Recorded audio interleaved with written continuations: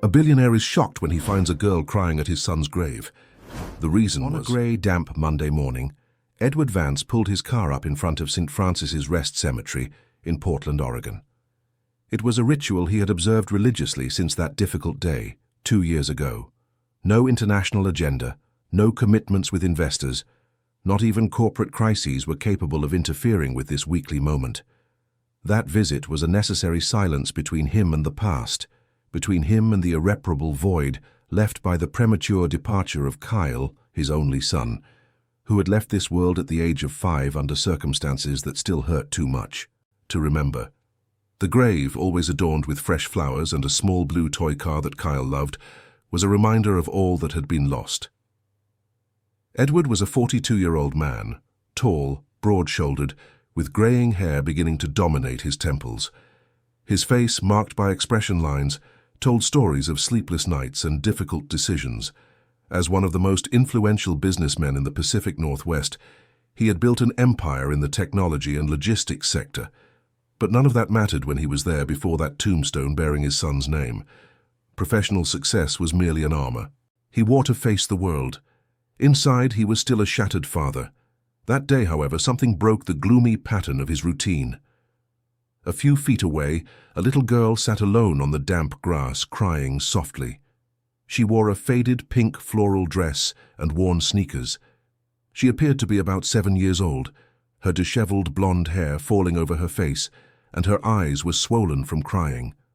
The place was deserted, as always at that time of morning, and the child's presence there seemed completely out of place. Edward hesitated for a moment, feeling a discomfort difficult to explain. Something about that scene stirred him in a way he couldn't comprehend. The girl didn't seem to notice his presence. She was completely absorbed in her sadness, hugging her knees to her chest and swaying slightly back and forth. Edward looked around, searching for a responsible adult, but there was no one. The cemetery was empty, except for the two of them. He took a few steps towards her, but stopped. What right did he have to interfere in someone else's pain? He himself came there seeking solitude, not company. Still, the image of that lonely, helpless child bothered him deeply. Edward finished his visit faster than usual. He placed the flowers in the bronze vase, ran his hand over the cold surface of the tombstone, and murmured a few words known only to him and the wind. When he turned to leave, he looked once more in the girl's direction. She was still there, motionless, lost in her own world of sorrow. He got into his car with a heavy heart that wasn't there when he arrived. Throughout that week, the image of the little girl never left Edward's mind. He tried to focus on company meetings, financial reports, negotiations with international suppliers, but his thoughts always returned to that scene. Who was that child? Why was she alone in a cemetery? Where were her parents or guardians? The questions haunted him, robbed him of sleep, diverted his focus. The following Monday, Edward arrived at the cemetery with a pounding heart, though he didn't know exactly why. Part of him hoped not to see the girl again, convincing himself it had been just a coincidence, an isolated moment.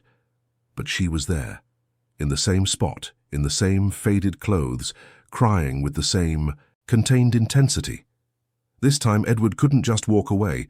He approached slowly, hesitantly, until he was a few feet away. "Hi, sweetie," he said, his voice as gentle as he could make it. "Are you okay? Are you lost?" The girl looked up, startled. Her eyes were light blue, bright with tears, eyes that seemed too large for her small, fragile face. She stared at him for a moment, as if assessing whether he posed any danger, and then lowered her head again, without responding. "You don't have to be afraid," Edward continued, crouching down to her level. "I'm just worried. Are you here alone? Do your parents know where you are?" "I don't have parents," the girl replied, her voice thin and trembling. "My mom left. And my dad. I never knew." Edward felt a pang in his chest. Those words, spoken with such simplicity and pain, echoed within him. He knew that feeling of absence well, of an emptiness impossible to fill. "I'm sorry," he said, not quite knowing what else to say. "I understand how difficult it is. I also lost someone very important. My son, he passed away 2 years ago." The girl looked up again, this time with a different expression. There was recognition there, a kind of silent connection between two people who shared the same kind of pain. "You come to visit him," she said, not as a question, but as a statement. "I do," Edward confirmed. "Every week. It's my way of keeping him close to me, you know." "And you? Who do you come to visit?" The girl hesitated, biting her lower lip. "My brother," she finally whispered. "He was my best friend, the only person who really cared about me." Edward felt a shiver run down his spine. There was something in those words, something that didn't quite fit. But before he could ask anything else, a woman in a navy blue uniform appeared in the distance, walking quickly towards them. "Sophia!" the woman called, with a tone of reprimand. "How many times do I have to tell you not to go out alone? You make me worry." The girl quickly stood up, wiping away her tears with the back of her hand. "Sorry, Mrs. Martha. I just wanted to," she began, but the woman interrupted her. "Come on, we're already late, and you," she said, looking at Edward with suspicion. "Who are you, sir?" Edward stood up as well, extending his hand politely. "Edward Vance, I was just talking to the girl. She seemed to need company." The woman did not shake his hand. Mrs. Martha worked at the foster home where Sophia was temporarily staying, and had learned to distrust strangers who approached the children under her care. "Very kind of you, sir, but Sophia needs to come back now. Come on, child." Sophia looked at Edward one last time, with those big, sad eyes, before following Mrs. Martha. Edward stood there watching the two walk away with a strange feeling in his chest. There was something about that encounter that deeply disturbed him, something that went beyond natural compassion for a lonely child. In the following days, Edward couldn't stop thinking about the girl. Sophia. That was her name, and she had said she came to visit her brother. But what brother? Why would a 7-year-old child visit a cemetery alone, week after week? Where were the responsible adults? The questions multiplied in his mind, turning into an obsession he couldn't control. On the third Monday, Edward arrived at the cemetery earlier. Sophia was already there, in the same spot as always. This time he didn't approach immediately. He watched from a distance, trying to understand what she was doing there. The girl wasn't just crying. She was talking softly, as if conversing with someone invisible. From time to time, she smiled through her tears, as if remembering something good. It was a spectacle of pain and love, mixed, difficult to witness. When he finally approached, Edward carried a small bouquet of white daisies. "Hi, Sophia," he said softly. "Do you remember me?" The girl nodded, quickly wiping away her tears. "You're Kyle's dad." Edward felt his heart stop. "How do you know my son's name?" Sophia looked at him with disconcerting innocence. "I knew him. We played together sometimes. He was really nice to me."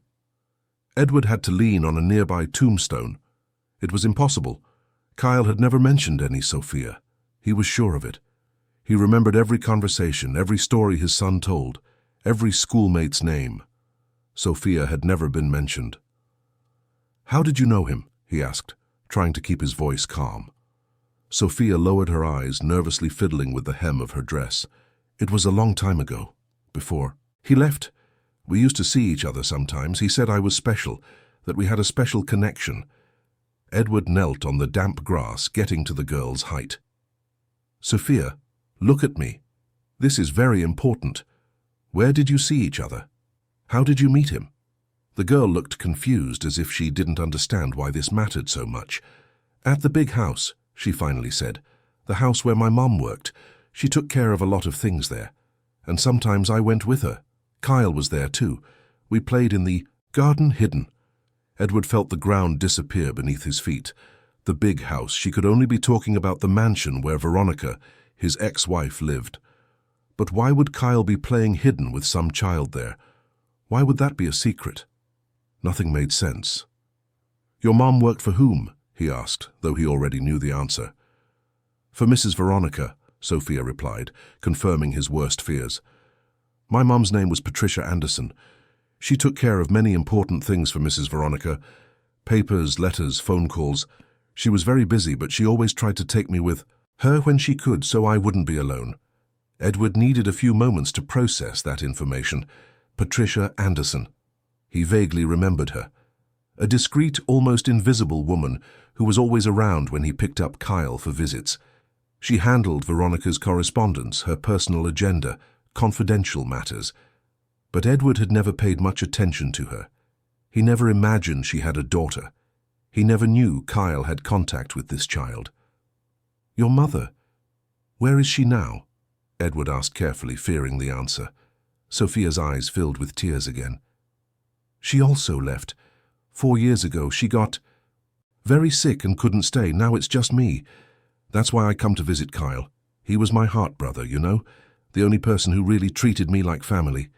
Edward had to take several deep breaths not to break down right there. That child had lost everything. Her mother, her friend, her home, her stability. She was living in a foster home with no known family, no one who truly cared about her beyond paid caregivers. And she came, week after week, to cry alone in a cemetery, seeking some connection to the past, to the only people who had given her true affection. "Sophia," he said, gently holding the girl's small hand, "you don't have to be alone. I know we're just getting to know each other. But if you need anything, if you need someone to talk to, I'm here. Every Monday, at the same time, I promise I'll always show up." The girl looked at him with a mixture of hope and distrust. "Why? Why do you care?" Edward felt a lump in his throat. "Because my son clearly cared about you, and because no child should be alone like this. And because," he hesitated, "because somehow I feel I owe this to Kyle." Mrs. Martha appeared again, this time less aggressive upon seeing it was the same man as the previous week. "Mr. Vance," she said, surprising Edward by knowing his name. "Excuse my manner last time. I just need to protect the children. But I looked you up afterwards. I know who you are. And I saw that you really do come here every week. I also lost someone dear, so I understand." Edward nodded, grateful for her understanding. "Mrs. Martha, do you care for Sophia at the foster home?" "I do. She's a special girl, but very withdrawn. Doesn't talk much about the past. Spends a lot of time alone, lost in thought. This business of coming to the cemetery started about 6 months ago. She ran away once and we found her here. Since then, we let her come once a week, always supervised. We think it helps with her grief." Edward exchanged glances with Sophia, who seemed embarrassed to be the center of the conversation. "May I ask a question?" he said, addressing Mrs. Martha. "Which grave does she visit?" Mrs. Martha pointed with her head. "There, about 10 yards. From yours. The boy who passed away 2 years ago. Kyle Vance. Your son." Edward felt his world spin. How did she know? How did a 7-year-old child know exactly where Kyle's grave was? How had she found it in such a large cemetery? "Did you know they knew each other?" he asked, trying to keep his voice steady. "No, I didn't," Mrs. Martha replied, looking surprised. "Sophia never mentioned it. She doesn't talk much about the time before she came to the home. Just says she had a special friend who passed away and that she misses him very much."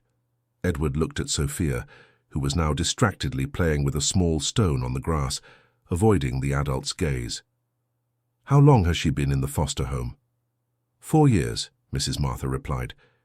"She arrived a few days after her mother passed away. Her mother became very ill suddenly, something in her lungs, and didn't make it. She left the girl at the hospital and didn't survive. No known family. The father was never located. The child has been in state custody ever since. She's been through 3 different homes. It's hard for her to trust people." Edward felt a wave of compassion and also intense curiosity. Something didn't fit. Why did Patricia Anderson have no known family? Why had Sophia's father never been located? Why did she and Kyle play hidden? There were layers to this story that he needed to unravel. "Mrs. Martha, do you have a minute?" Edward asked. "I wanted to talk about something important." The woman nodded, asking Sophia to wait on a nearby bench. Edward led her a few steps away, where the girl couldn't hear. "I'll be direct. I'm interested in helping Sophia in some way. I don't know exactly how yet, but I feel there's a connection between her and my son that I need to understand better. Do you think it would be possible for me to access her records, to learn more about her story?" Mrs. Martha frowned, thoughtful.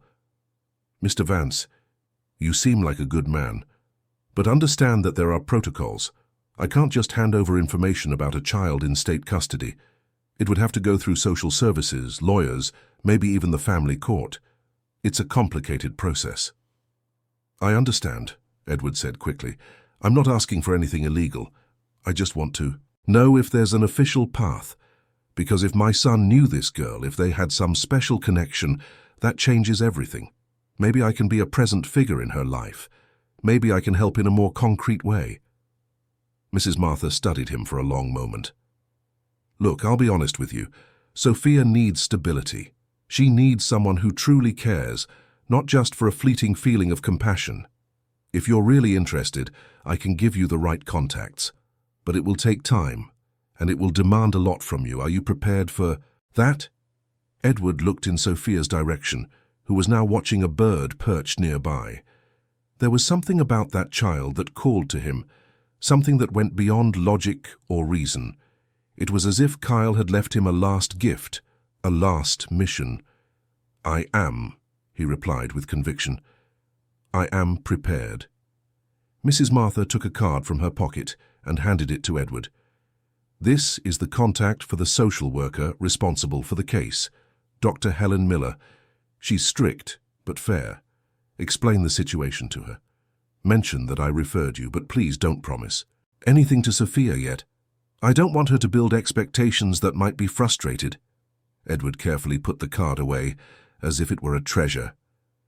Thank you, Mrs. Martha, from the bottom of my heart. When they left, Edward stood there for a long time, torn between his visit to Kyle's grave and the avalanche of thoughts flooding his mind. Finally, he walked to his son's tombstone and knelt on the grass. Kyle, he whispered, what were you hiding from me? Who was this girl to you, and why do I feel that finding her is the most important thing that has happened to me since you left? The wind rustled the surrounding trees, bringing the scent of wet earth and flowers. Edward closed his eyes, trying to find some answer in the silence.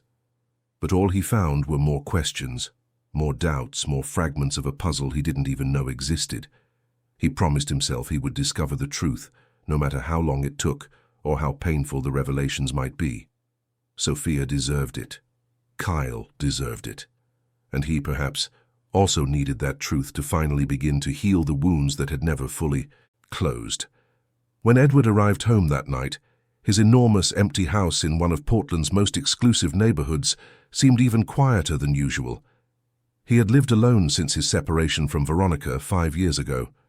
The house had 6 bedrooms, an indoor pool, immense gardens, and all the amenities money could buy. But it was cold, impersonal, lifeless. Kyle's room remained untouched, exactly as it was 2 years ago, like a sanctuary of memories that Edward couldn't dismantle. He poured himself a whiskey and sat in his office, opening his laptop. The bluish light of the screen illuminated his tired face as he typed Patricia Anderson's name into the browser. The results were scarce. A few mentions on old social media, nothing recent. She had truly been a discreet, almost invisible person. There were no public photos, no professional history beyond her work with Veronica. It was as if she had lived in the shadows, guarding others' secrets without leaving her own traces. Edward picked up the phone and dialed a number he hadn't used in years. Mark Foster, a private detective who had worked for him a few times in the past on delicate company matters. Mark was discreet, efficient, and didn't ask unnecessary questions. "Hello," Mark's husky voice answered after 3 rings. "Mark, it's Edward Vance. I need you for a job." "Mr. Vance, it's been a while. What do you need?" "Information about someone, Patricia Anderson. She worked as my ex-wife Veronica's personal secretary a few years ago. She passed away 4 years ago. She had a daughter, Sophia Anderson, who is now in a foster home. I want to know everything about them. Everything." There was a pause on the other end of the line. "That sounds personal, Mr. Vance. May I ask why?"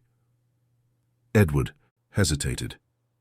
"Let's just say I discovered a connection between this child and my son, a connection no one told me about, and I need to understand what happened." "I understand," Mark said, with a tone that suggested he truly understood, even without all the details. "I'll start tomorrow. How much time do I have?" "There's no rush, but I don't want to wait months either. A few weeks if possible." Consider it done. I'll send you a preliminary report in a week." Edward hung up the phone and took another sip of whiskey. He was crossing a line, he knew. He was investigating a child's past, invading privacy, looking for secrets that perhaps should remain buried. But something inside him, an instinct he couldn't ignore, told him he had to do it. That Sophia wasn't just a lonely girl who had crossed his path by chance. There was something bigger there, something that connected all of them in ways he didn't yet comprehend. In the following days, Edward tried to maintain his routine. Meetings, negotiations, business decisions. But his mind was always somewhere else, returning to those tear-filled blue eyes, to that childish voice saying Kyle was her heart-brother. He revisited old memories, trying to find some clue he might have missed. He recalled the last weeks with Kyle, looking for any mention of a friend named Sophia, any drawing, any casual comment. But he found nothing. It was as if that friendship had been carefully hidden from him. The following Monday, Edward arrived at the cemetery with his heart racing. Sophia was there, as always. This time he brought a small teddy bear he had bought on the way. He didn't know if it was appropriate, but he wanted to make some gesture to show he cared. "Hi, Sophia," he said, approaching slowly so as not to startle her. "I brought this for you. I thought you might like it." Sophia looked at the bear with wide eyes. It was a soft, light brown teddy bear with a red bow around its neck. "For me?" she asked, as if she couldn't believe it. "For you," Edward confirmed, extending the toy. The girl took the bear carefully, as if it were something precious and fragile.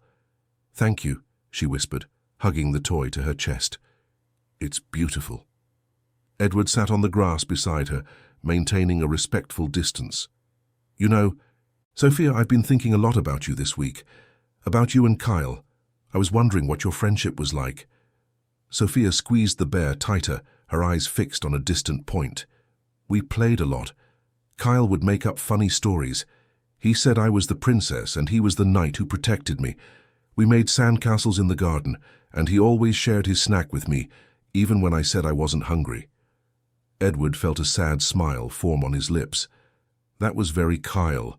He was always generous, always worried about others. "He talked about you," Sophia continued, surprising Edward. "He said you worked a lot, that you traveled all the time, but that you were the best dad in the world. He loved you very much." Edward had to swallow the lump that formed in his throat. "I loved him too, more than anything in the world." They sat in silence for a few minutes, each lost in their own memories and pains. Then Sophia asked, in an almost inaudible voice, "Mr. Edward, do you think people who leave us can still see us? Do they still care about us?" Edward thought carefully before answering. "You know, Sophia, I'm not entirely sure, but I like to believe so. I like to think that Kyle is still around in some way, watching over me, rooting for me to be happy. And I'm sure your mom is also watching over you, even if you can't see her." Sophia nodded slowly, clutching the teddy bear. "Sometimes I dream about her, and about Kyle too. They're always smiling in my dreams. Never sad." "That's beautiful," Edward said softly. "Treasure those dreams." Mrs. Martha appeared shortly after, more relaxed this time. "Mr. Vance," she greeted. "I see you're becoming a regular presence here." "I'm trying to be a friend to Sophia," Edward explained, "if you don't mind." "I don't mind at all. In fact, I called Dr. Helen as you asked. She said she can see you this week. Thursday at 3 in the afternoon. Did you get the address?" Edward felt a wave of nervousness and anticipation. "Yes, I did. Thank you very much, Mrs. Martha." "Just don't get your hopes up too much," she warned. "The doctor is very cautious. She'll ask a lot of questions.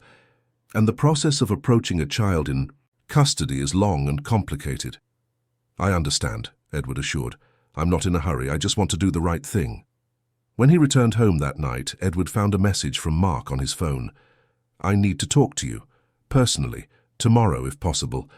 I found some interesting things." Edward felt a chill down his spine. The word interesting coming from Mark was never a good sign. It meant complications, secrets, revelations that would change perspectives.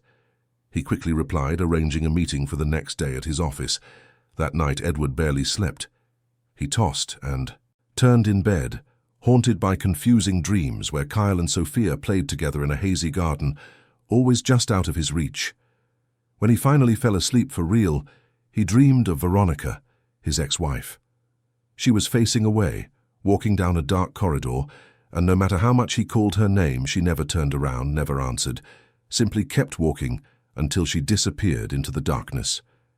He woke up with a pounding heart, his shirt drenched in sweat. The clock read 4:30 in the morning. He got up, took a cold shower, and went down to his office. He sat in the leather armchair and looked out the window, watching the still sleeping city below. Portland's lights twinkled in the distance, indifferent to the internal storms he was facing. The meeting with Mark was scheduled for 10 in the morning. Edward arrived at the office at 8, trying to distract himself with work, but it was useless. His mind was completely focused on what Mark might have discovered. Finally, at 10 sharp, the secretary announced the detective's arrival. Mark Foster was a man in his 50s, bald, with a prominent belly and small, shrewd eyes that missed no detail. He wore a slightly rumpled grey suit and carried a worn leather briefcase. "Mr. Vance," he greeted, shaking Edward's hand firmly. "Mark, thank you for coming so quickly," Edward said, indicating a chair. "Please, sit down. What did you find?" Mark opened his briefcase and took out a series of documents. "Well, I started with Patricia Anderson. Interesting woman, very discreet, few public records. She worked for your ex-wife for about 2 years, handling correspondence, schedule, some basic financial matters. She was close to Mrs. Veronica, very close indeed. She had access to confidential information." Edward nodded, impatient. "I had already imagined that. And about the daughter? Sophia Anderson, born March 15, 2018, father unknown, never registered, lived with her mother until she was 3 years old, when Patricia became gravely ill and passed away. The child was found at the hospital alone, no known close relatives. She was placed in a temporary foster home where she remains to this day." Edward frowned. There was no one? No uncle, grandparent, nothing? Officially, no. Patricia's family was small. Her parents had passed away years ago. She was an only child, or so the records state. Edward caught the emphasis. "Or so the records state. What does that mean?" Mark leaned forward, lowering his voice. "It means that digging deeper revealed some inconsistencies. For example, Patricia had a sister, Danielle Anderson, but she disappeared from official records about 5 years ago, changed her name, left the state, basically erased her previous identity. Quite strange, don't you think?" Edward felt his heart race. "Where is she now?" "I don't know yet, but I'm tracking her. What worries me more is something else." Mark slid some papers across the table.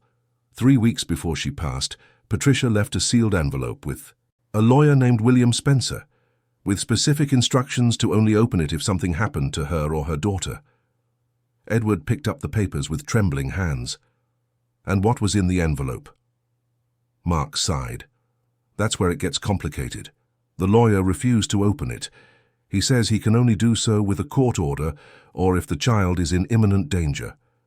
But I managed to get some information through less official sources.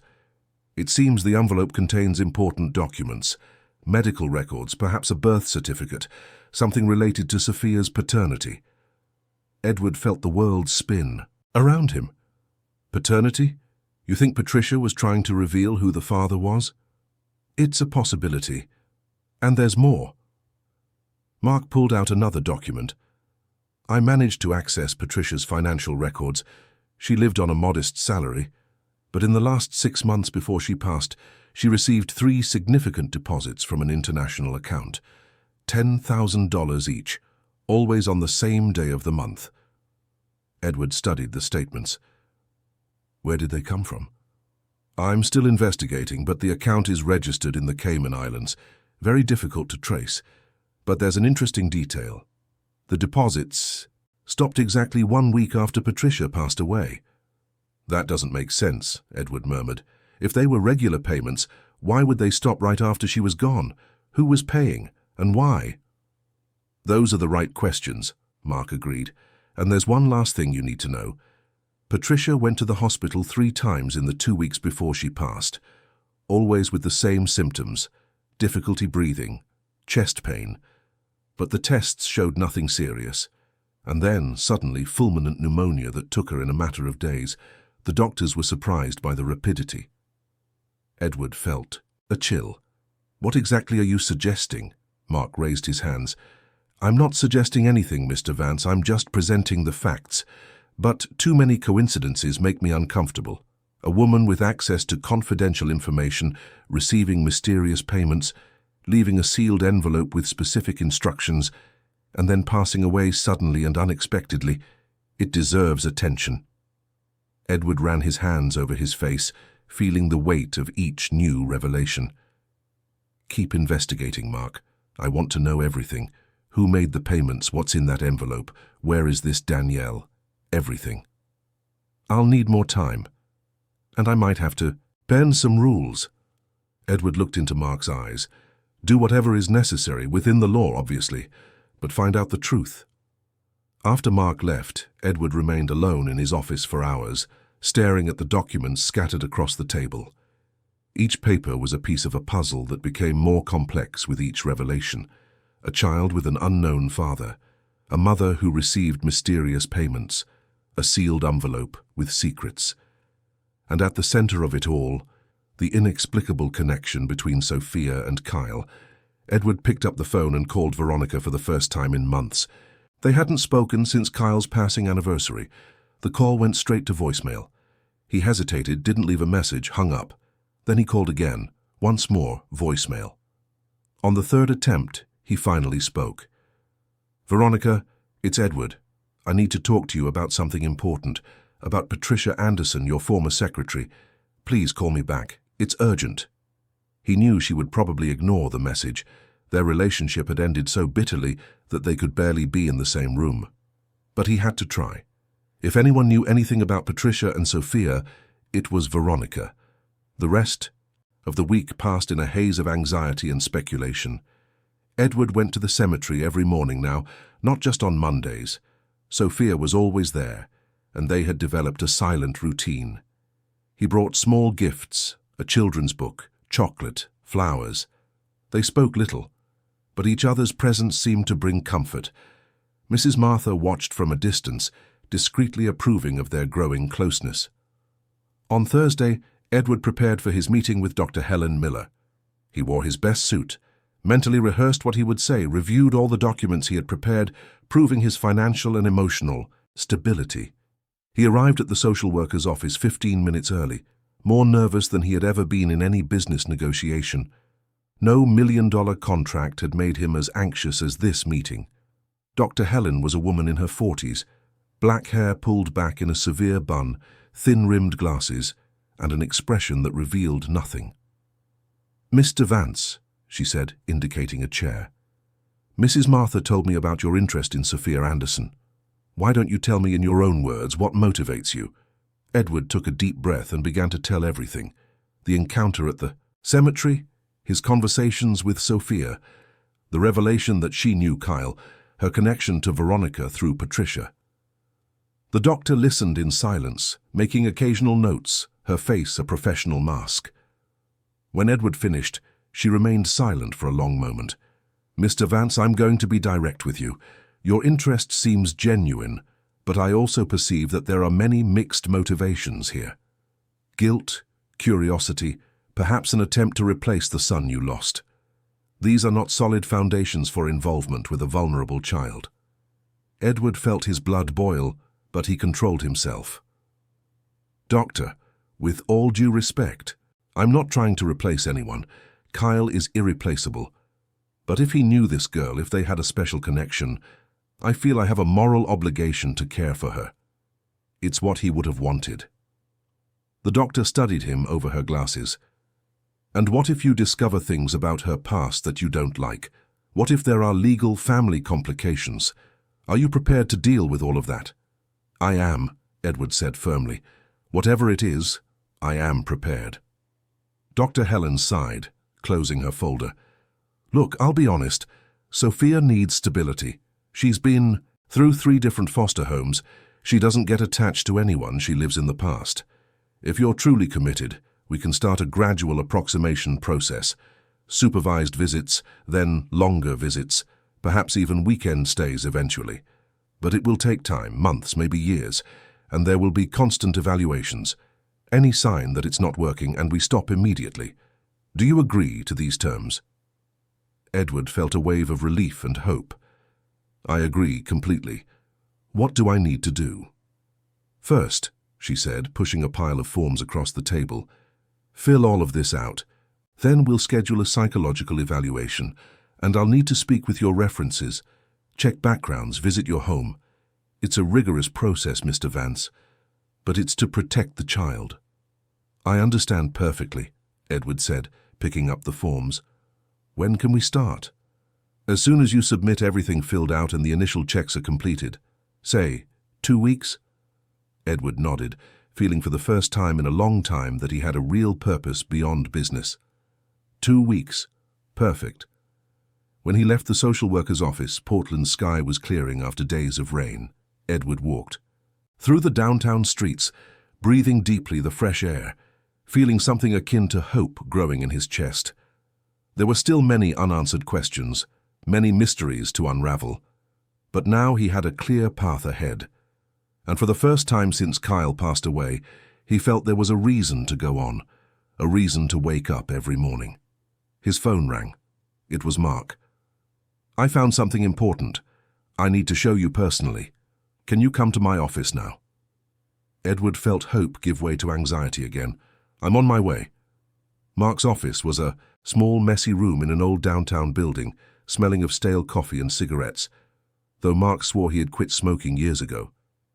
The detective was waiting for him with more documents spread across the table, a grave expression on his face. What is it? Edward asked, closing the door behind him.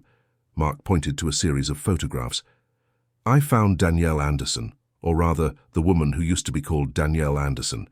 Now she uses the name Marina Collins, lives in San Diego, California, works as a nurse at a private hospital. She completely changed her life. Edward picked up the photographs with trembling hands. They were images of a woman around 35, with short brown hair, wearing a nurse's uniform. There was something familiar about her face, a subtle resemblance to Patricia, that confirmed they were indeed sisters. Are you sure it's her? Edward asked, studying every detail of the photos. 100%, Mark confirmed. I managed to compare them with old photos from when she still used the name Danielle. It's the same person. She changed her look, legally changed her name 5 years ago, exactly 3 months before Patricia passed away. Very convenient. Don't you think? Edward sank heavily into a chair. Why would someone completely change their identity just before their sister passed away? Was she protecting herself from something? Or protecting someone? That's the right question, Mark said, lighting a cigarette despite being indoors. And there's more. Danielle, or Marina, as she calls herself now, has been seen around the foster home where Sophia is. She doesn't approach, doesn't speak to the girl, but observes from a distance. Mrs. Martha mentioned a strange woman lurking around the place in recent months, right? That's her. Edward felt a shiver. So she knows. Sophia. She's watching her niece, but why doesn't she identify herself? Why doesn't she take custody of the child? Mark took a long drag. That's the part that makes me most uneasy. A woman changes her name, leaves the state, abandons her entire previous life, but continues to secretly watch her sister's daughter. She's afraid of something. Or someone. Edward stood up, beginning to pace back and forth in the small room. I need to talk to her. I need to know what's going on. If she has information about Sophia, about Patricia, about anything that explains all this confusion. Mark hesitated. Mr. Vance, with all due respect, are you sure you want to get more involved in this? The deeper I dig, the more complicated it gets. There are layers here that I don't understand. Mysterious money, identity changes, secret surveillance. This isn't just a sad story of an orphaned child. Something much bigger is happening. Edward stopped and looked directly into the detective's eyes. Mark, my son knew this girl. They played together. They had a connection no one told me about. If there's something wrong with all of this, if there are dangers, then Sophia needs protection. And I'm the only person who seems to be paying attention. Mark sighed, extinguishing his cigarette. All right, I'll arrange a meeting with her. But be careful. If she changed her identity for a good reason, she might not like being found. In the following days, while Mark worked to arrange the meeting with Danielle, Edward continued his visits to the cemetery. Sophia seemed more open now, less scared. They talked about simple things, about school, about the other boys and girls at the foster home, about the stories Kyle used to tell. Edward discovered that Sophia was an intelligent, sensitive, and surprisingly mature child for her 7 years. The pain had forced her to grow up too fast. One day, while they were sitting on the grass near Kyle's grave, Sophia asked a question that caught Edward off guard. "Mr. Edward, why did you divorce Kyle's mum?" Edward blinked, surprised by the frankness of the question. "Well, Sophia, that's complicated. Sometimes people grow in different directions. We stopped understanding each other, stopped agreeing on important things." "Did you fight a lot?" Sophia asked with that innocent curiosity of children. Edward thought carefully before answering. "We fought sometimes, yes. About work, about how much time I spent away, about how to raise Kyle. His mother, Veronica, she wanted a kind of life that I couldn't give her. Or maybe I was too busy to notice what she really needed." "My mom fought a lot with Mrs. Veronica too," Sophia said suddenly, putting Edward on alert. "I used to hear sometimes when they thought I was asleep. My mom said Mrs. Veronica was making dangerous choices that she needed to stop before it was too late." Edward felt his heart race. Dangerous choices? Do you remember anything else they said? Sophia frowned, concentrating. "I remember my mom cried a lot, and she said she was scared, that she needed to protect something important. She said I was her most important secret, and that she could never let anyone know." The most important secret. The words echoed in Edward's mind. Sophia was a secret. But why? What could a small child represent that needed to be kept secret, unless her very existence was the issue, unless she was proof of something that shouldn't exist? "Sophia," Edward said carefully, "did your mum ever talk about your dad, about who he was?" The girl shook her head. "Never. When I asked, she would get sad and say it was better for me not to know. She said he was a good person, but that he couldn't be with me, that there were complicated reasons." Edward felt he was getting close to something important, but he didn't want to pressure the girl. He changed the subject, returning to lighter topics, but his mind was working frantically. A father who was a good person, but couldn't be with his daughter. Complicated reasons, a secret Patricia guarded with her life. That night, Edward received a call from Mark. "I got it. Tomorrow, 3 in the afternoon, a coffee shop in San Diego, California. She agreed to meet you, but with conditions. You go alone, no recorders, no witnesses, and if she feels any threat, she'll leave and never speak to you again." Edward agreed immediately. "Which coffee shop?" "Café des Arts in the historic district. She'll be at a table in the back. She'll be wearing a blue blouse and have a magazine on the table. Be punctual and be honest with her. Danielle or Marina is smart. She'll know if you lie." The next day, Edward took the first flight to San Diego, California. The city was sunny and full of tourists, a stark contrast to the grey weather of Portland he had left behind. Café des Arts was a charming establishment, with exposed brick walls and vintage decor. Edward arrived 5 minutes early and saw her immediately. She was exactly as in the photos, short hair, blue blouse, a decorating magazine on the table. Her eyes, however, were more intense than the photographs showed. Eyes that had seen too much, that carried heavy secrets. "Danielle," Edward said softly, approaching the table. "Thank you for agreeing to meet me." She studied him for a long moment before gesturing for him to sit down. "Mr. Vance, my investigator told me you've been asking questions about my sister and about Sophia." Edward sat down, keeping his hands visible on the table, trying to appear as unthreatening as possible. "I have, but not with bad intentions, I promise. I met Sophia at the cemetery a few weeks ago. She was visiting my son's grave. I discovered they knew each other, that they were friends. I'm trying to understand how and why. Danielle picked up her coffee cup with slightly trembling hands. "And what exactly do you expect me to tell you?" "The truth," Edward said simply. "Who was Patricia, really? Why is Sophia described as a secret? Who is her father? And why did you change your identity and watch your niece from afar instead of taking custody of her?" Danielle laughed, but it was a joyless laugh. "You don't ask for little, do you? You want me to hand over years of carefully guarded secrets to a stranger in a coffee shop?" "I'm not exactly a stranger," Edward replied. "My son knew Sophia. My ex-wife employed your sister. We are all connected in some way. And Sophia is alone, without family, without anyone who truly cares. If you have information that can help her, wouldn't it be the right thing to share?" Danielle stared at him for a long moment, her eyes searching for something on his face. Finally, she sighed. "All right, I'll tell you some things. But first, you need to understand the kind of person my sister was. Patricia wasn't just a secretary. She was loyal to the core, protective, willing to sacrifice everything for the people she loved. When she started working for Veronica, your ex-wife, she thought it would just be a normal job. But she quickly realized there was a lot more going on than met the eye." Edward leaned forward. "What do you mean?" Danielle looked around, making sure no one was paying attention to them. Veronica was involved in complicated business. Very complicated. Her second husband, Bruce Sterling, wasn't just a successful businessman.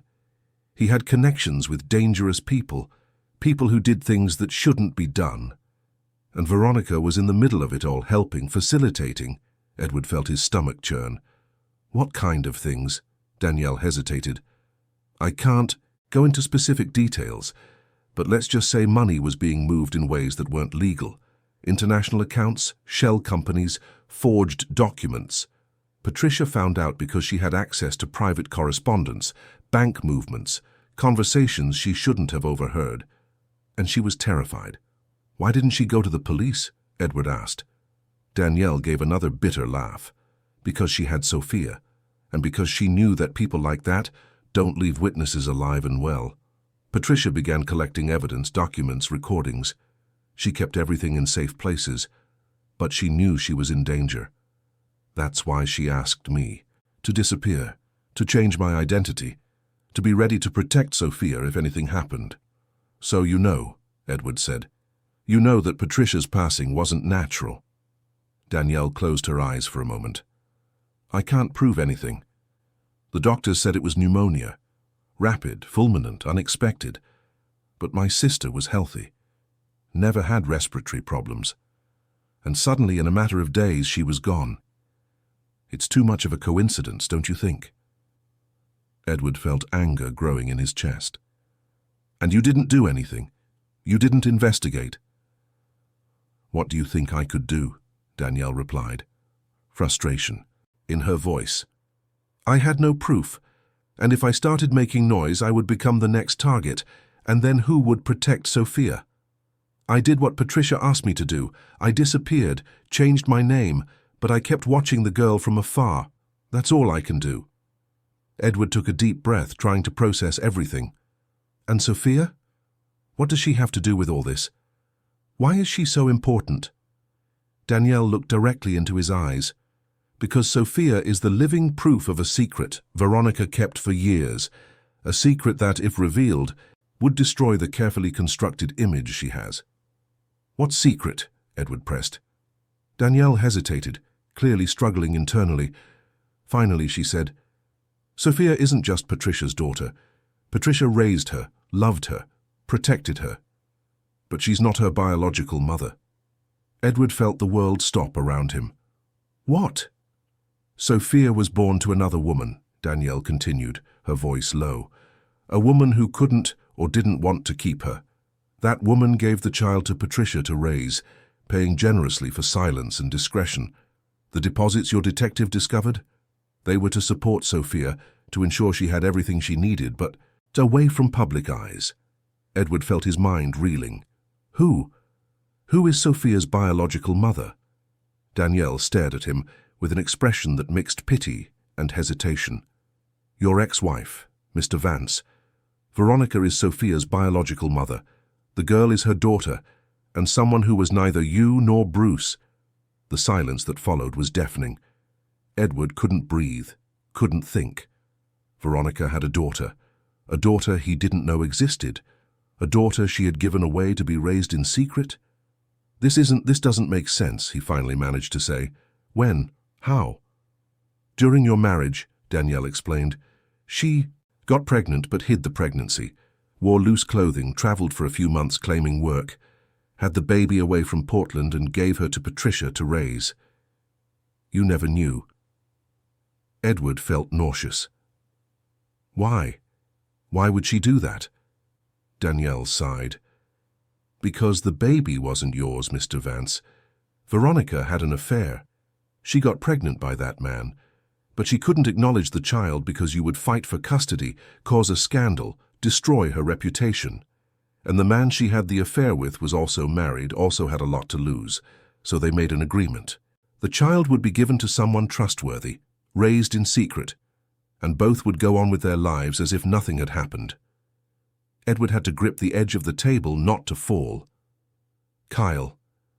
Kyle had a sister he didn't know existed. Or did he? Was that why they played hidden? Did Kyle find out? Danielle nodded slowly. Patricia believes so. Kyle was a smart, observant child. He saw Sophia in the garden sometimes when he visited his mother. He started playing with her. And eventually he must have noticed something, the physical resemblance perhaps, or overheard a conversation. Children always hear more than adults think. Edward felt tears burn his eyes. So when Kyle passed away in the accident at Veronica's house, was he protecting Sophia in some way? Did he know something he shouldn't have known? Danielle looked away. I can't say for sure. Patricia had her suspicions, but I can't prove anything. Edward ran his hands over his face, trying to absorb the magnitude of everything. Sophia was Veronica's daughter. That meant she was Kyle's half-sister. She was his stepdaughter in a way, part of his family, in a twisted and painful manner. And she was alone, abandoned, suffering, knowing none of these truths. Are there proofs? Edward asked. Something that confirms what you're telling me? The envelope Patricia left with the lawyer, Danielle said. It contains DNA tests, birth certificates, original birth documents, everything that proves Veronica's motherhood. Patricia gathered these proofs in case something happened to her, to ensure Sophia would one day know the truth. Edward stood up abruptly. I need to see those documents. I need concrete proof. Danielle also stood up. The lawyer, William Spencer, will only hand them over with a court order or if you prove Sophia is in danger. But I can give you copies of some documents Patricia left me before she passed. They're not originals, but they'll help you understand the extent of the situation. Please, Edward said with urgency, I need everything you can give me. Danielle took her purse and pulled out a small brown envelope. It's here. Photocopies of tests, excerpts from documents. Be careful with this, Mr. Vance. This information is dangerous. If the wrong people find out you know, you'll also be at risk. Edward took the envelope as if it were gold. And you, why are you telling me all this now? Danielle looked out the coffee shop window at the busy street outside. Because I'm tired of living in hiding, tired of watching my niece from afar, without being able to hug her, without being able to tell her who I am. And because you seem to genuinely care about her, perhaps together we can find a way to protect her and give her the life she deserves. Edward felt a wave of gratitude and also fear. We'll need help. Lawyers, maybe even the police. Danielle shook her head. Not the police, not yet. Bruce, Sterling's connections run deep. There are people within the authorities who work for him. If we go to the police without an absolutely solid case, we'll only alert them that we know too much. We need to be strategic. Edward nodded, carefully putting away the envelope. How do I find you again? How do we keep in touch? Danielle wrote a number on a napkin. This is a cell phone I only use for emergencies. Don't call me unless it's absolutely necessary, and be discreet. If they realize we're working together, it will be much harder to protect Sophia. They said goodbye with a quick handshake, and Danielle left first, disappearing into the street crowd. Edward stayed for a few more minutes, trying to organize his thoughts. His life had turned upside down in a matter of weeks. He discovered his son had a sister, that his ex-wife had hidden a pregnancy and given her daughter away to be raised in secret, that real dangers surrounded all of them, and that Sophia, that fragile girl crying alone in a cemetery, was at the center of a web of lies and secrets that could destroy many lives. The flight back to Portland was turbulent, but Edward barely noticed.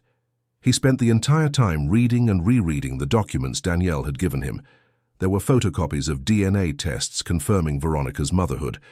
There were excerpts from an original birth certificate where Veronica appeared as the mother, but the father's name was blank.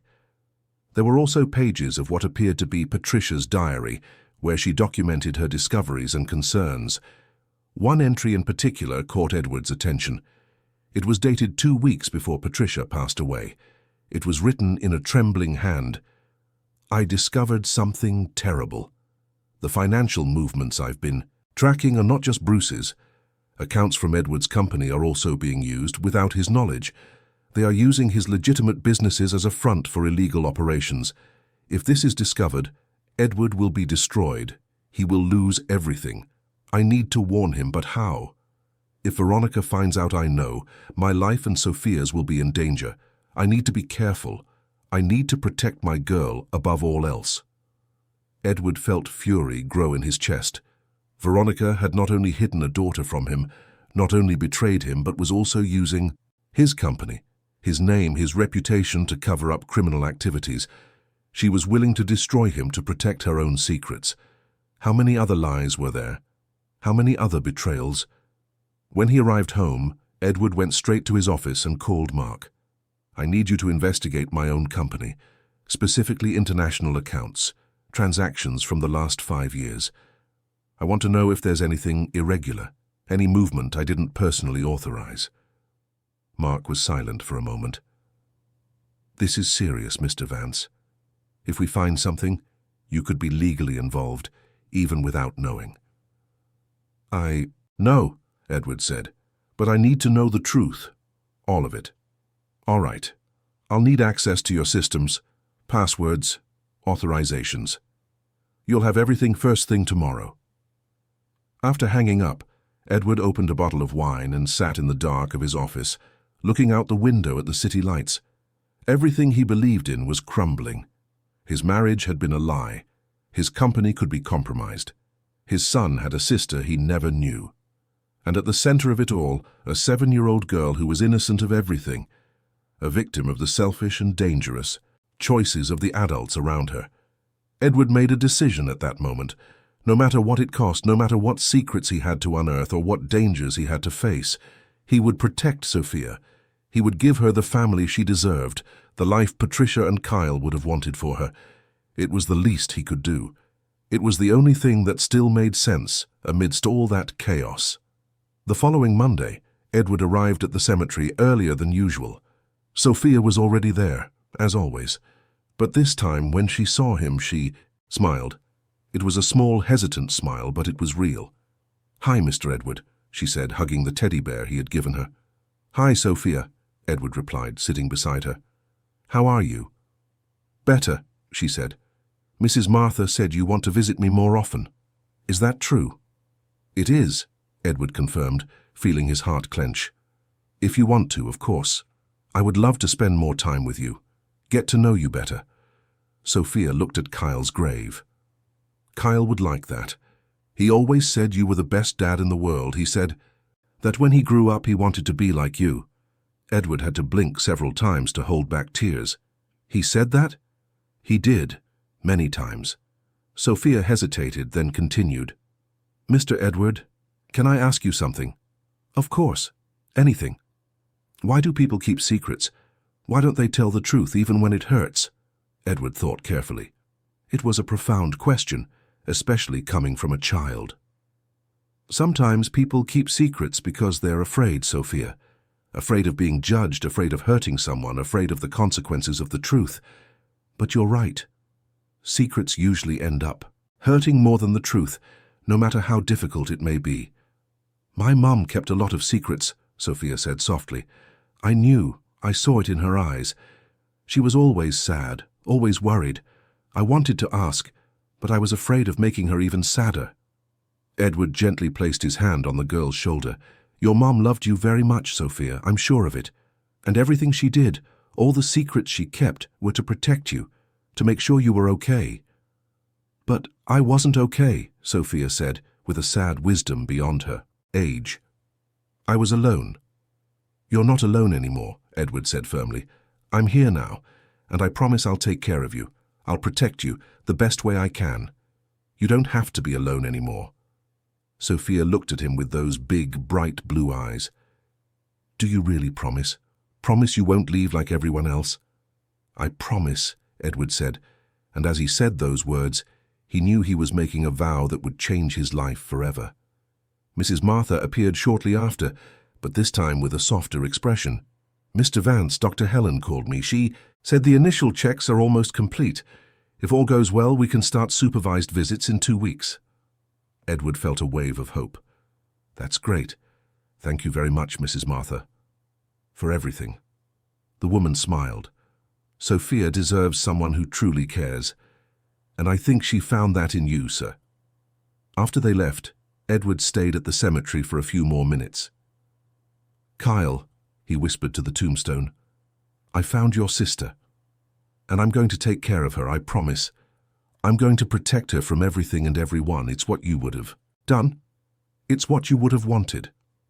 The wind blew softly, rustling the leaves of the trees, and for a moment, Edward could have sworn he heard his son's laughter echoing in the air.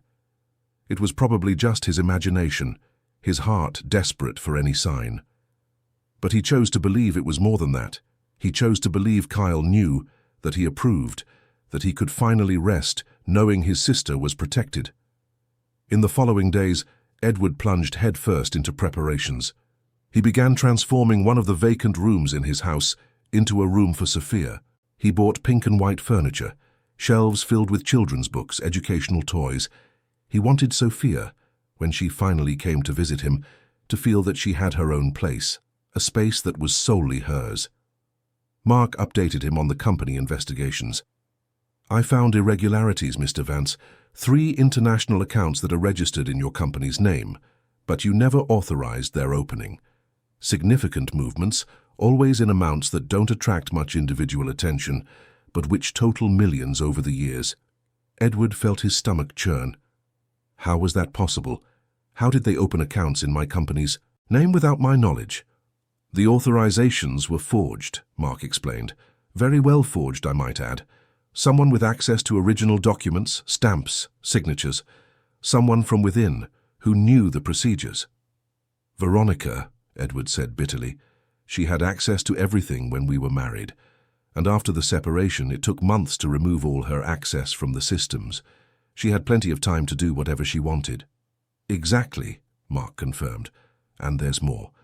The accounts are being used for transfers from shell companies, tax havens, the whole package. It's a sophisticated money laundering operation. If the authorities find out, your company will be investigated. Your assets could be frozen.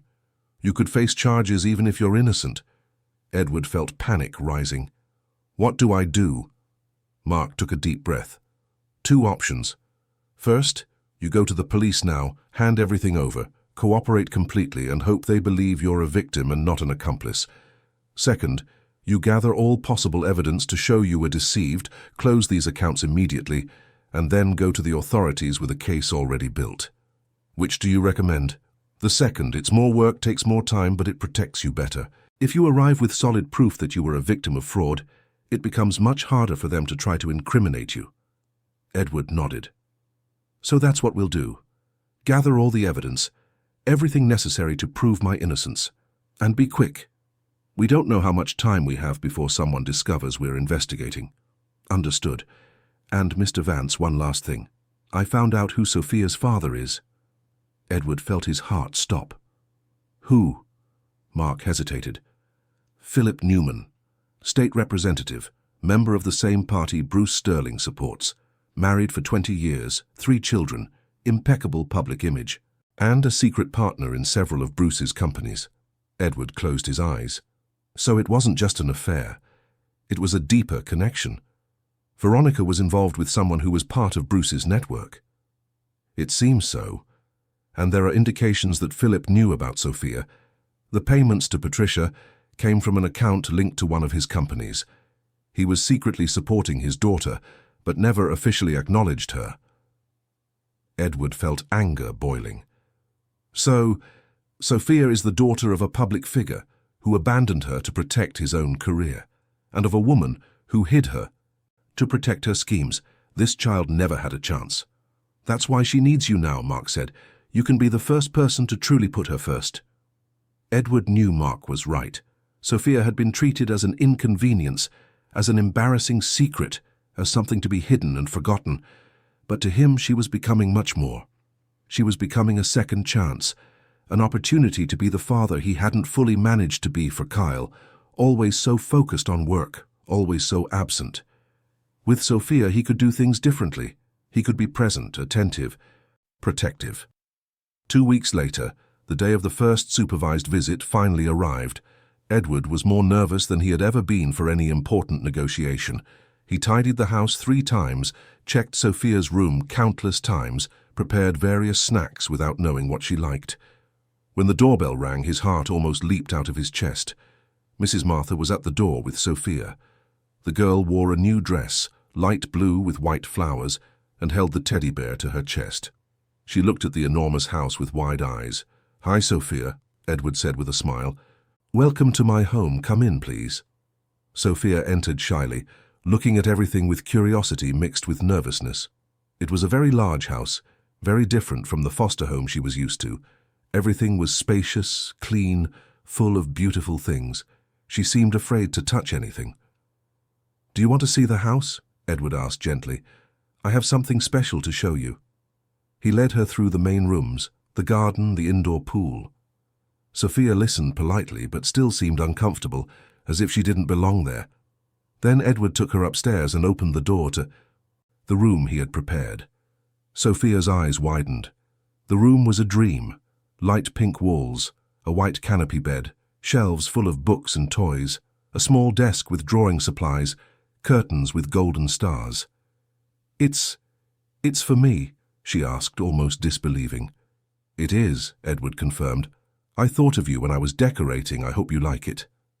Sophia entered slowly, touching everything with reverence. She ran her hand over the soft bedspread, looked at the books, picked up some toys. Then she turned to Edward with tears in her eyes. "No one has ever done anything like this for me. No one ever." She couldn't finish, emotion overwhelming her. Edward knelt to her height. "You deserve this, Sophia. You deserve to have a place of your own, where you feel safe and happy. And if it's up to me, you'll have much more than that." Sophia suddenly hugged Edward tightly, as if she had waited her whole life for that embrace.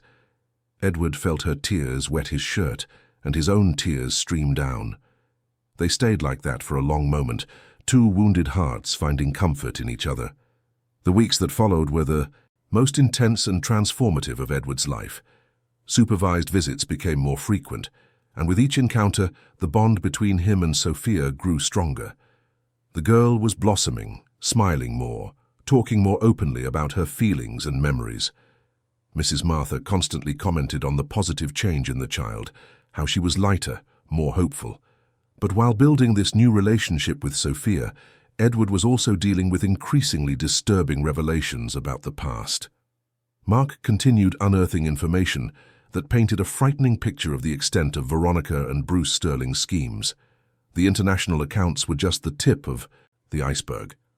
There were properties bought in the names of strawmen, fraudulent contracts, falsified documents, and everything led back to Edward's company, using his impeccable reputation as a shield for illicit activities. One day, while Sophia was playing in the garden under Mrs. Martha's supervision, Edward received a call that would change everything. It was William Spencer, the lawyer who held Patricia's envelope. "Mr. Vance, I need to speak with you urgently. Something has happened." Edward felt a chill. "What is it?" "I received a court order. Someone is trying to gain access to the envelope Patricia Anderson left. With me. They claim to have a legal right to the contents. I have to turn it over in 48 hours unless someone legally contests it." "Who is asking?" Edward asked, though he already knew the answer. "Veronica Sterling, William confirmed.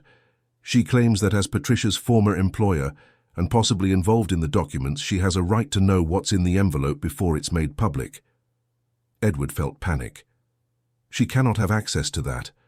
There's information about Sophia there, about her maternity, about everything. If she gets those documents, she can destroy them, make all the evidence disappear. I know, William said. That's why I'm calling. If you have any legal interest in the case, you can contest it.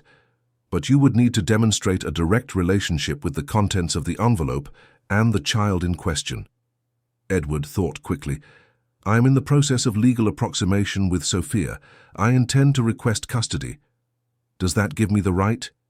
It might, yes. But we need to act fast. Very fast. Edward immediately called his personal attorney, Dr. Henry Campbell, one of Portland's best family lawyers. He explained the entire situation in detail for the first time, including the revelations about Veronica's maternity, the financial schemes, the suspicions about Patricia's passing. Dr. Henry listened in silence, taking notes. When Edward finished, the lawyer sighed heavily. Mr. Vance, this is extremely complicated. We're talking about serious accusations involving powerful people without completely solid evidence yet. If we file a formal challenge, we will be openly declaring war. Are you sure you want to go down this path? I am, Edward said without hesitation. Sophia needs protection, and the truth needs to come out. I cannot let Veronica destroy the evidence Patricia gathered so carefully. All right, we will contest the court order. I will argue that you have a legal interest in the case as Sophia's future guardian, and that the contents of the envelope are crucial for the child's well-being. But be prepared. This is going to get ugly. Edward was prepared, or at least he thought he was. The challenge was filed the next day. Veronica's response came in less than 24 hours.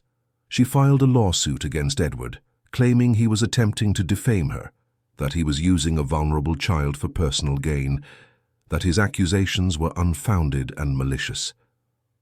More than that, she requested a restraining order, attempting to prevent him from approaching Sophia until the investigations were concluded. Edward felt his world crumble. If that order was granted, he would lose all the progress he had made with Sophia. The girl would be confused, abandoned again without understanding why the person who promised to care for her had disappeared. I cannot let that happen, he told Dr. Henry. Sophia has suffered enough. I cannot abandon her now. You won't, the lawyer assured. We will fight with everything we have, but I need you to be completely honest with me. Is there anything at all in your life or past that Veronica can use against you? Edward thought carefully. No. I have always been an upright man, never involved in anything questionable. My company is clean. My life is clean. The only dirt is what Veronica planted without my knowledge. Then we will prove it. We will present all the evidence of fraud, all the documents your investigator gathered. We will show the judge who is truly the threat to this child. While the legal battle unfolded in the courts, Edward continued to maintain contact with Sophia through telephone, calls authorized by the family court. He explained to the girl with carefully chosen words that there were some legal issues that needed to be resolved, but that she shouldn't worry, that he was still there, still cared, and that soon they would be together again. Sophia, however, was more perceptive than he imagined. It's because of Mrs. Veronica, isn't it? She asked one day, during one of the calls. She doesn't want you to be with me. Edward hesitated, unsure how much to tell. Why do you think that, Sophia? Because she never wanted anyone to know about me, the girl replied with deep sadness. My mom used to say that I was a secret, that I needed to stay hidden. I thought when she left, I could finally be normal. But it seems I'm still a secret that bothers people. Edward felt his heart break. Sophia, listen closely. You are not a bothersome secret. You are an incredible, special girl who deserves to be loved openly. The problem isn't you. It never was you. It's the bad choices adults made. But I promise I will fight to change that, so you can have the life you always deserved. Do you really promise? She asked with a small voice. I promise, Edward said firmly. I will not give up on you. Never. This conversation gave Edward even more determination. He instructed Mark to intensify the investigations, to find everything he could about Veronica, Bruce, Philip Newman, anyone involved in that web of lies and crimes. He needed evidence so solid that no judge could ignore it. Mark worked tirelessly, and the results began to appear. He discovered witnesses who had worked for Bruce and were willing to speak, provided they had protection. He found bank records that proved the flow of illegal money. He traced communications between Veronica and Philip that confirmed their relationship and his knowledge of Sophia. Each piece of evidence made the case stronger. Then something happened that no one expected. Philip Newman, the representative, Sophia's biological father, appeared publicly for the first time. He called a press conference and made a bombshell statement. He admitted the extramarital affair with Veronica. He admitted Sophia's existence. But he placed all the blame on Veronica, claiming she manipulated him, that she hid the pregnancy from him, that she demanded the child be given away to be raised in secret, threatening to expose him if he didn't agree. It was a calculated political move. Philip was anticipating the inevitable exposure, controlling the narrative, positioning himself as a victim instead of a villain. His wife was by his side during the statement, a carefully orchestrated display of family unity. He cried, asked for forgiveness, claimed he always wanted to know his daughter, but was prevented by Veronica. It was theatre, but it was convincing theatre. Philip's statement changed everything. Suddenly the pressure was all on Veronica. The media began to investigate. Reporters appeared at her mansion door, questioned her businesses, her connections. Bruce Sterling, wanting to protect his own reputation, began to publicly distance himself from her, claiming he knew nothing of the schemes, that he was also a victim. Edward watched it all with a mixture of satisfaction and sadness. The truth was finally coming out, but in a way that turned Sophia into a headline, an object of gossip and speculation. The girl was being exposed exactly as Patricia had tried to prevent. It was necessary to protect her in the long term, but it still hurt to see her privacy violated. Dr. Henry used Philip's statement in their favor. He filed a petition with the court, arguing that with the biological father now public and positioning himself as a victim instead of taking responsibility, and with the biological mother being investigated for multiple accusations, Sophia urgently needed a stable and trustworthy guardian. Edward was the logical choice, having demonstrated genuine commitment and having the resources and willingness to properly care for the child. The hearing was scheduled for 2 weeks later. It would be a decisive moment. The judge would hear all sides, examine all the evidence, and decide Sophia's future. Edward barely slept in. The days leading up to the hearing, he reviewed documents, rehearsed testimonies, prepared for every possible question. Danielle, who still maintained her Marina Collins identity, called the day before the hearing. "I'll be there," she said. "I'm going to testify. It's time to stop hiding. Sophia needs to know she has real family, that there are people who always loved her, even from afar." Edward felt grateful. "Thank you, Danielle. Your presence will make a difference." The morning of the hearing dawned cold and rainy. Edward put on his best suit, took several deep breaths trying to calm his nerves, and drove to the courthouse. The courtroom was packed. There were lawyers from all sides, representatives from the juvenile court, Dr. Helen Miller, Mrs. Martha, and surprisingly, dozens of reporters who were barred from entering but crowded outside. Veronica was there, elegant and cold as ever, accompanied by a team of expensive lawyers. She did not look in Edward's direction once. Philip Newman was also present, alone this time, without his wife. He seemed uncomfortable, avoiding eye contact with everyone. And then there was Danielle sitting discreetly in the back, wearing sunglasses even inside the room. The judge, Dr. Albert Fisher, was a man in his 60s with completely white hair, known for his impartiality and rigor. He began the hearing by explaining that the objective was to determine the best interest of the minor Sophia Anderson, considering all the recently revealed circumstances. Veronica's lawyers were the first to speak.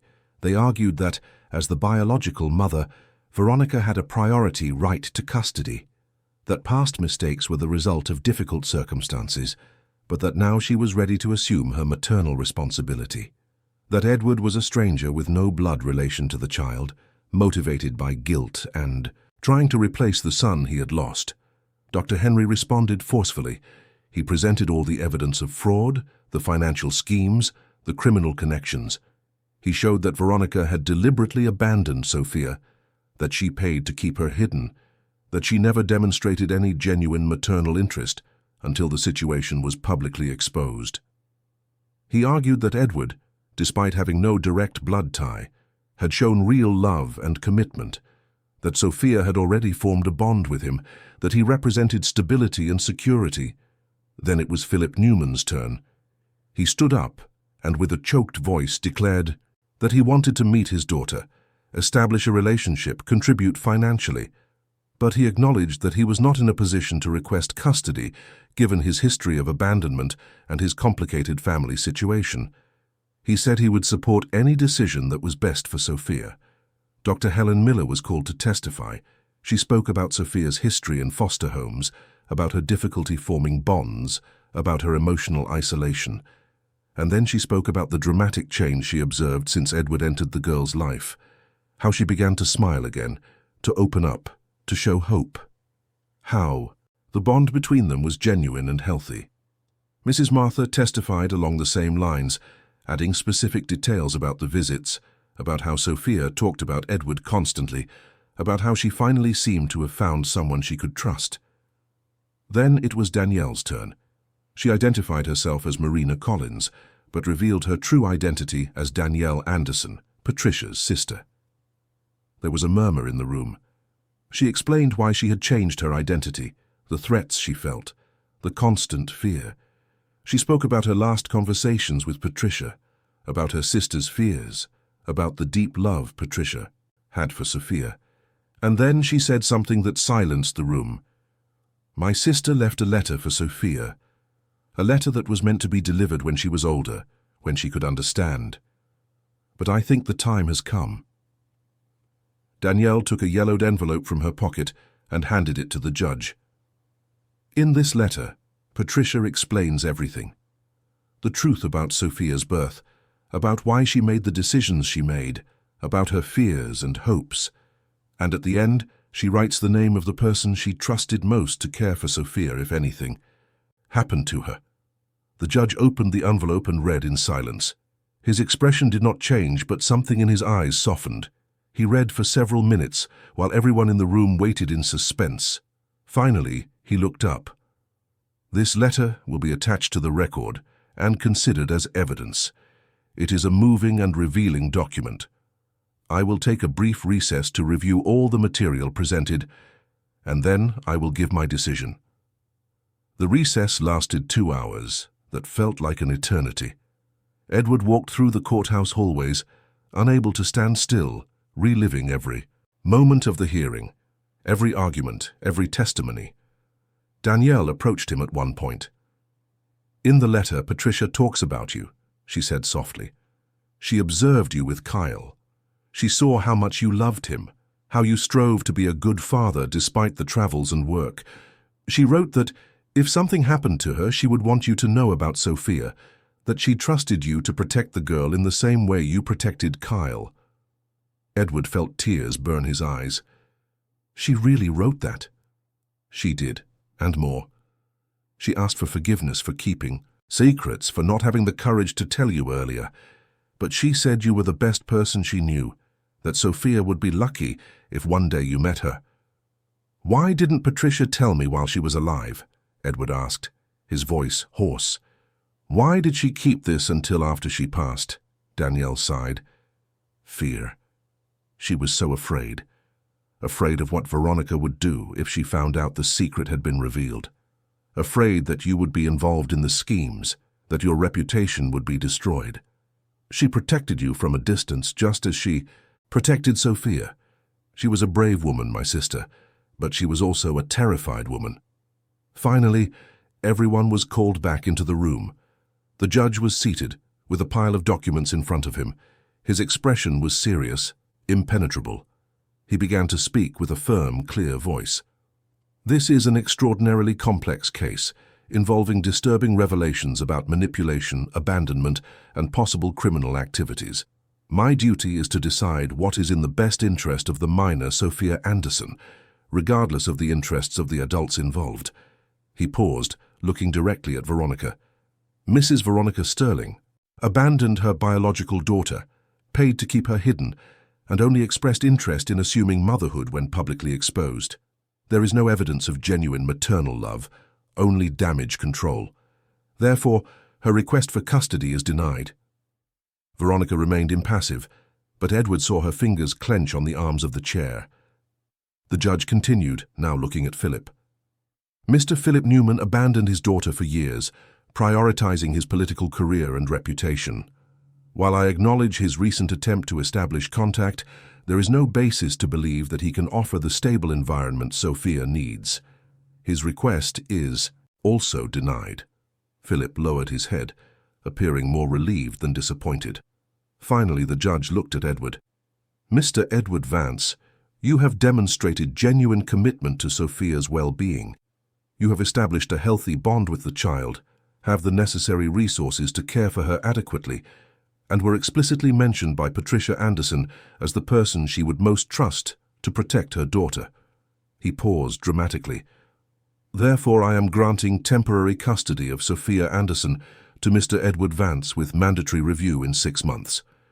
Congratulations, Mr. Vance. Use this responsibility wisely. Edward felt his legs weaken. He had to lean on the table in front of him.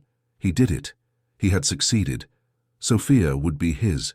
He could protect her, care for her, give her the life she deserved.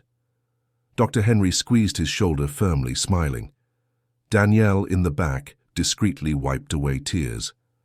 Veronica abruptly stood up and left the room without a word, her lawyers rushing after her. Philip approached Edward hesitantly. Mr. Vance, he said in a low voice, I know I have no right to ask for anything, but one day, when Sophia is ready, I would like to meet her, to try, to explain.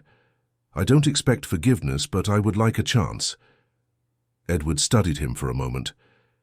That's not my decision. It's Sophia's. When she's old enough to understand, to decide if she wants to meet you, I will respect her choice. Until then, I hope you reflect on your choices and on the kind of father you want to be, even if from a distance. Philip nodded, seeming genuinely remorseful. That's fair, and know that I will contribute financially. Sophia is my daughter, and I will not shirk that responsibility. After everyone left, Edward remained alone in the room for a few minutes, trying to absorb the magnitude of what had happened. His life had completely changed. He was no longer just a successful, lonely businessman.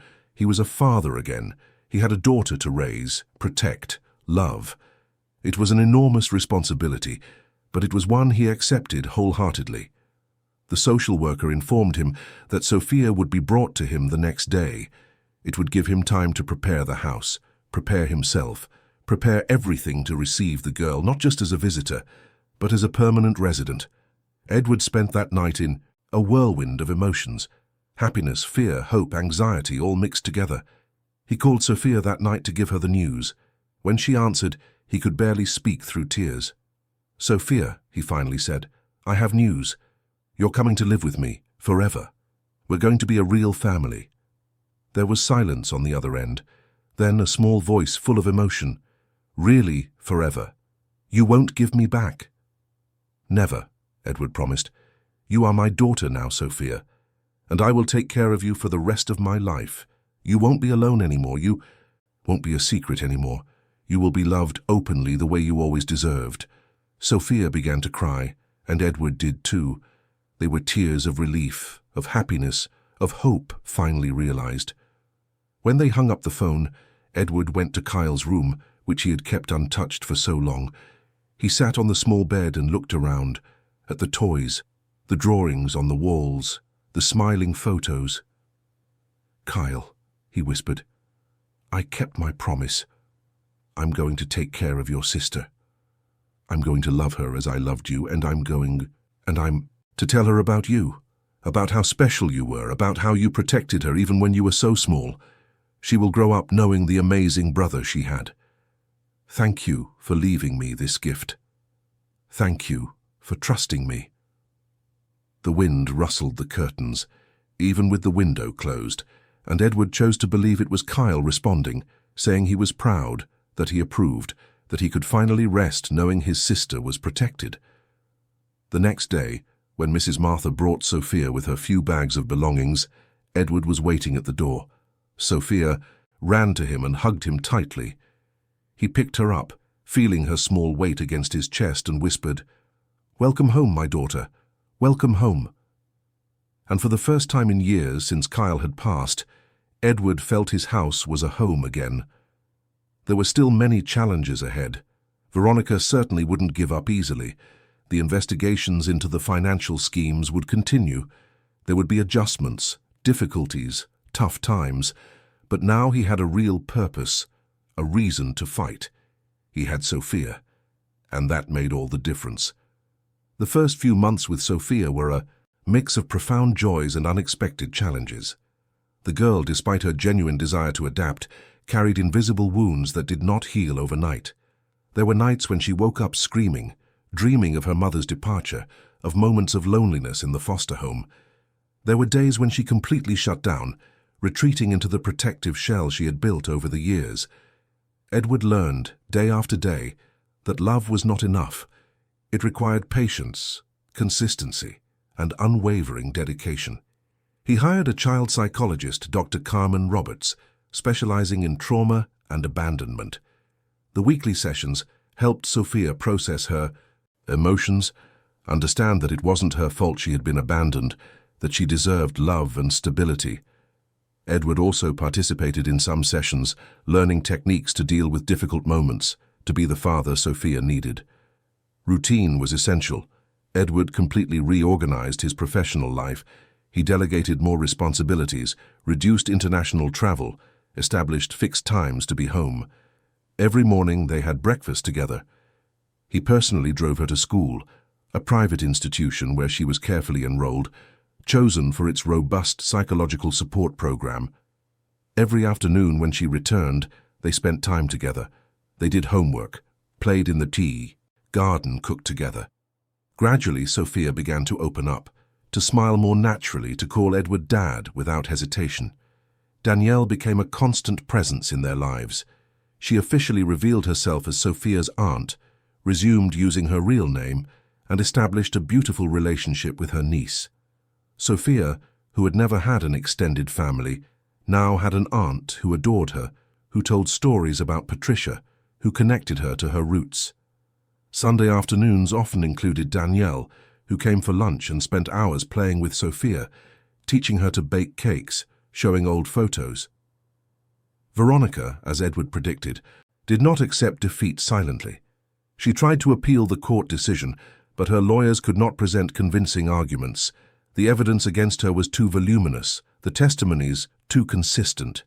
Eventually, she gave up the legal battle for custody, but the war was not over.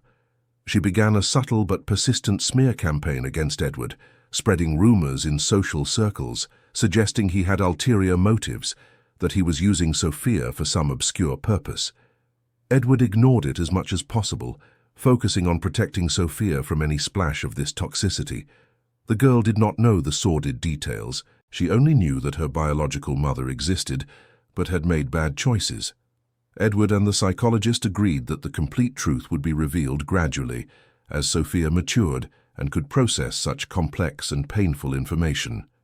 Investigations into the financial schemes also progressed. Mark, working with forensic auditors and specialized lawyers, managed to completely dismantle the network of fraudulent accounts. Edward cooperated fully with the authorities, handing over all documents, all evidence, unequivocally demonstrating that he had been a victim and not an accomplice.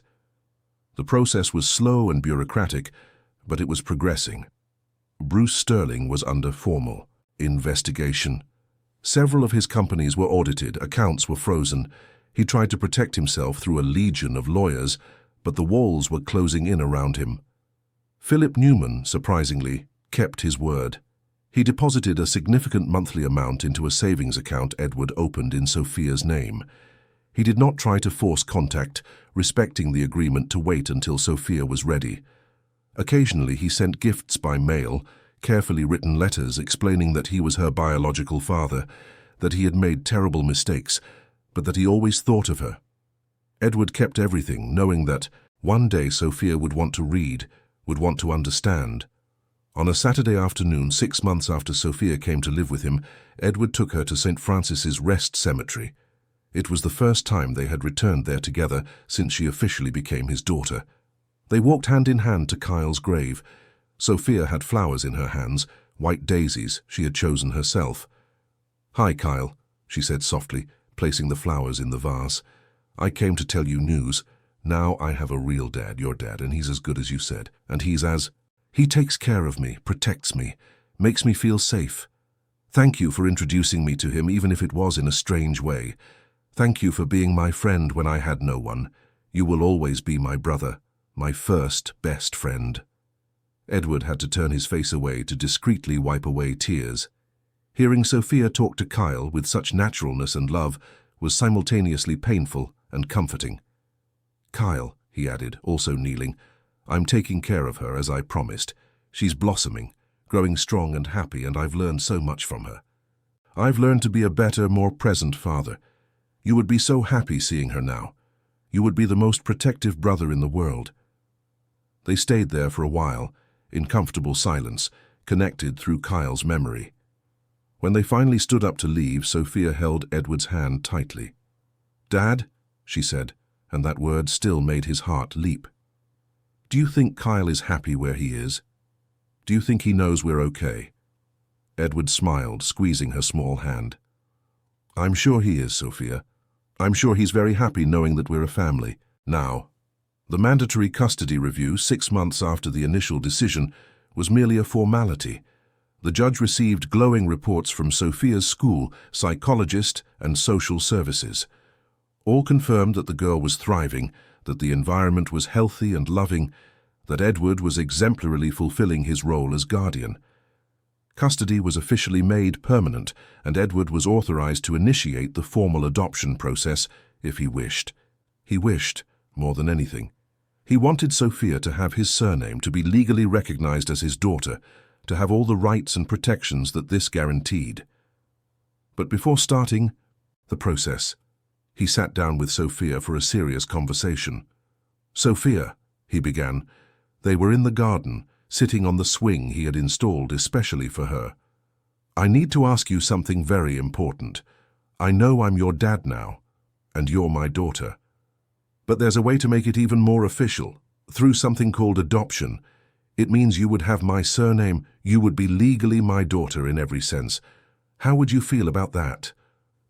Sophia stopped swinging, looking at him with those big, serious blue eyes. "I would have the same last name Kyle had." "Yes," Edward confirmed. "You would be Sophia Vance. You would officially be his sister, in addition to already being so in our hearts." Sophia thought for a long moment. "And my mum, Patricia, would she be upset? Because I have another last name." Edward chose his words carefully. "Your mum, Patricia, loved you more than anything. And you know what she wanted more than anything. For you to be happy, safe, loved. If she were here, I'm sure she would be happy knowing you have a real family, a place where you belong.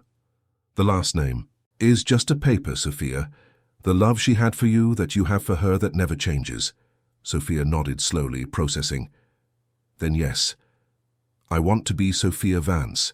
I want to be officially your daughter." Edward hugged her, feeling an overwhelming emotion. "Then let's do it. Let's become a complete family on paper and in heart." The adoption process took another 3 months, but was eventually completed. The day they received the official documents, Edward organized a small party. Danielle was there, some close friends, Sophia's schoolmates. There was cake, decorations, gifts, but the best gift was the framed certificate on the wall, officially declaring that Sophia Anderson was now Sophia Vance, adopted daughter of Edward Vance.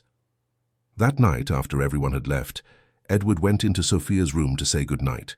She was lying in bed, hugging the teddy bear he had given her months ago. "Dad," she called. Can I ask you a question? Of course, anything. Do you ever regret it? Choosing me? Changing your whole life because of me? Edward sat on the edge of the bed, gently running his hand through her blonde hair. Sophia, look at me. Choosing you was the best decision I ever made in my life. You didn't change my life, you saved my life. I was lost, empty, just going through the motions. You gave me purpose again. You gave me joy again. You gave me a reason to be better. Never, not for a second, have I regretted it. And I never will. Even when I wake up screaming at night, even when I have bad days and shut down. Especially in those moments, Edward said firmly, because those are the moments when you need me most. And being there for you, helping you through the difficult things, that's what it means to be a father. It's not just about the happy moments, it's about being present always, unconditionally. Sophia sat up and hugged him tightly. I love you, Dad. So much. I love you too, Sophia. More than words can express. As months turned into years, Edward and Sophia's life found a beautiful rhythm. Sophia's scars did not completely disappear. She would always carry marks from her difficult beginning, but they became softer, less painful. She grew into a confident, intelligent girl, full of dreams. Edward accompanied every step, every victory, every challenge. He taught her to ride a bicycle, helped with school projects, attended all presentations, all events. He was the present father he had not always managed to be for Kyle, and this second chance was a gift he cherished every day. Veronica eventually disappeared from their lives. Investigations into her schemes forced her to leave the country, fleeing to avoid formal charges. Bruce Sterling faced legal consequences, losing much of his fortune in fines and lawsuits. His reputation was destroyed. Justice, though slow, eventually prevailed. Philip Newman, 3 years after the adoption, formally asked to meet Sophia. She was then 10 years old, mature enough to understand the situation. Edward and the psychologist carefully prepared her, explaining who Philip was, why he had made the decisions he made. Sophia decided to accept the meeting, but set her own conditions. It would be on neutral territory, with Edward present, and she did not promise to forgive him, only to listen to him. The meeting was tense but important. Philip brought photos, letters he had written over the years but never sent, explanations that sounded more like excuses. Sophia listened to him with the seriousness of someone much older, asked direct and difficult questions. In the end, she said she needed time to process, that perhaps one day they could have some kind of relationship, but that for now Edward was her father, the only one who truly mattered. Philip accepted with grace, acknowledging that he was lucky even to have that opportunity. He continued to deposit money for Sophia's future, but respected her boundaries, appearing only when explicitly invited, which was rare. Danielle, on the other hand, became an integral part of their lives. She moved back to Portland, resumed her nursing career, and was present for all important moments: birthdays, school festivals, holidays. Sophia finally had the extended family she always deserved. She had a devoted father, a loving aunt, and precious memories of a mother who protected her until the end. On a Sunday afternoon, almost 4 years after Sophia came to live with him, Edward was in the garden watching her play with some school friends. She was laughing, running, completely at ease. It was a scene of absolute normality. But for Edward, it was extraordinary. He thought of all the winding paths that had led them there. The pain of Kyle's loss, the casual encounter in the cemetery, the devastating revelations, the legal battles, the challenges of adaptation. Every difficult moment had been worth it to reach this point. Danielle approached, sitting beside him on the garden bench.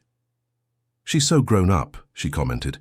"It seems like just yesterday she was that scared little girl crying in the cemetery." "It's amazing how time flies," Edward agreed. "Sometimes I still can't believe she's my daughter, that we managed to build all this." "Patricia would be so happy," Danielle said softly. "She always wanted this for Sophia. A real family, a father who loved her. You made her dream come true, Edward. You made my sister's dream come true." Edward felt emotion tighten his throat. "I hope so. I hope I'm living up to the trust Patricia placed in me." "You are," Danielle assured. "More than that. You gave Sophia something she never had: stability, Unconditional love, a sense of belonging. That's priceless. Sophia noticed they were talking and ran up to them. "Dad, Aunt Danny, do you want to play with us? We're having a pretend picnic." Edward smiled. "We'd love to. Let's go." As they played together in the garden, pretending to eat imaginary sandwiches and drink make-believe tea, Edward felt a profound peace. His life had not taken the path he imagined. He had lost Kyle, and that pain would never completely disappear. But he had found Sophia, or perhaps Sophia had found him, and together they had built something beautiful out of tragedy. They had created a family, not through blood or traditional circumstances, but through choice, love, and commitment. That night, after putting Sophia to bed, Edward went to his office and opened a drawer where he kept special things. He took out the small worn photograph he had found in the cemetery years ago. The photo of Kyle and Sophia holding hands with that shaky inscription on the back. "Daddy, this is my sister." He looked at the photo for a long time with a sad but genuine smile. "Thank you, Kyle," he whispered. "Thank you for guiding me to her. Thank you for this impossible gift." He carefully put the photo away and returned to the living room. Through the window, he could see the lights of Portland twinkling in the distance. His city, his home, the place where he had lost so much, but also found a new beginning. He thought of all the people whose lives had intertwined on that journey. Patricia, who sacrificed everything to protect Sophia. Danielle, who lived for years in hiding to watch over her niece. Kyle, who even in his short life had planted the seeds of this improbable family. And Sophia, the survivor of it all, the child who cried alone in a cemetery and now laughed freely in a garden. Edward picked up the phone and called Sophia, even though she was just upstairs. She answered with a sleepy voice. "Dad, is everything okay?" "Everything's great, my daughter. I just wanted to say good night again and remind you that I love you." "I love you too, Dad. See you tomorrow." "See you tomorrow, Sophia." Edward hung up and allowed himself a moment of deep gratitude. For life, for second chances, for the possibility of transforming pain into love, of finding light even in the deepest darkness. His journey had been long and difficult, but it had led him to where he needed to be. It had led him to Sophia, and that, in the end, was all that mattered. The years would continue to pass. There would be more challenges, more joys, more moments of growth. Sophia would grow up, go to university, build her own life. But she would always have Edward as her foundation, her safe haven, as the father who chose to love her when no one else did. And Edward would always have Sophia as his second chance, his redemption, his proof that even from the most devastating ashes, something beautiful can blossom. That night, Edward slept deeply for the first time in years. There were no nightmares about Kyle, no anxiety about the future. There was only peace, the peace of knowing he had kept his promise, that he had protected, who needed to be protected, that he had built a true home. The peace of knowing that despite everything, he had found his way back to happiness, and that Sophia, that girl who cried alone before a grave, finally had what she always deserved: a family, a home, true and unconditional love. And that, Edward knew, was the greatest gift life could have given him.